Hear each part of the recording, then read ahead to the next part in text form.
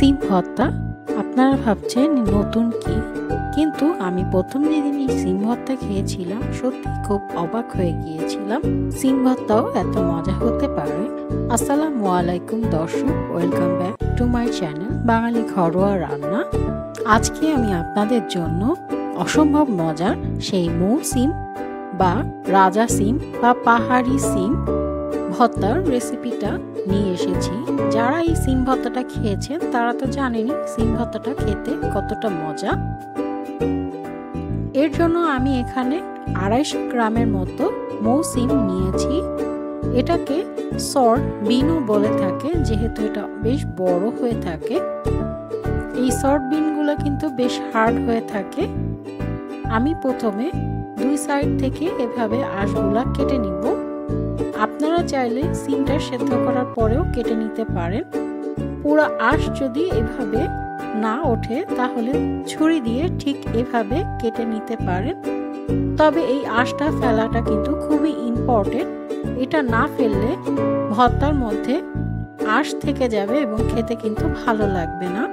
আর সিমটা কিন্তু আমরা প্রথমে সিদ্ধ করে নিব। কেটে নেওয়ার আগে সিমটা অবশ্যই ধুয়ে নেবেন পানি দিয়ে ভালো করে।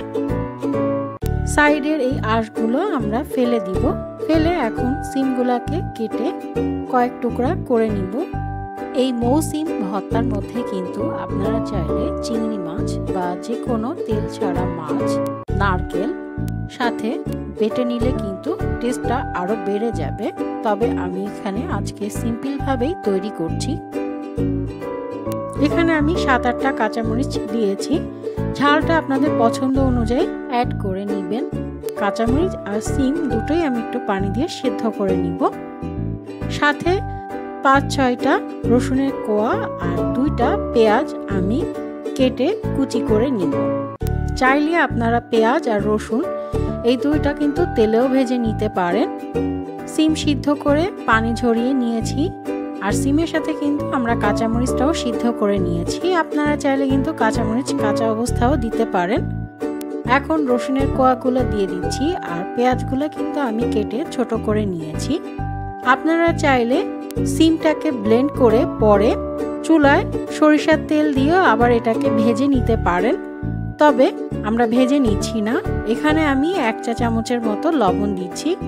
লবণটা আপনারা আপনাদের টেস্ট অনুযায়ী অবশ্যই অ্যাড করবেন।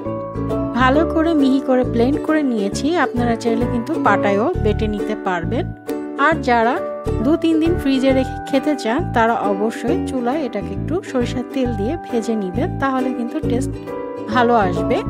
আর না হলে ফ্রিজে রেখে দিলে কাঁচা রসুন আর পেঁয়াজের একটা গন্ধ হয়ে যেতে পারে। ভর্তা পরিবেশনের জন্য কিন্তু একদম রেডি। গরম ভাতের সাথে গরম গরম ভর্তা খেতে কিন্তু খুবই মজা লাগে। সিম সেদ্ধ করার সময় আমরা কিন্তু কোনো প্রকার লবণ দেই নেই। আপনারা চাইলে সামান্য পরিমাণে লবণ আর একটু হলুদও ব্যবহার করতে পারেন। বাসায় এই সিম ভর্তাটা তৈরি করে অবশ্যই জানাবেন কেমন লাগলো। আর যদি কোনো মতামত থাকে তাহলে কমেন্টস করে জানাতে কিন্তু ভুলবেন না। এখানেই বিদায় নিচ্ছি। সবাই ভালো থাকবেন। আল্লাহ হাফেজ।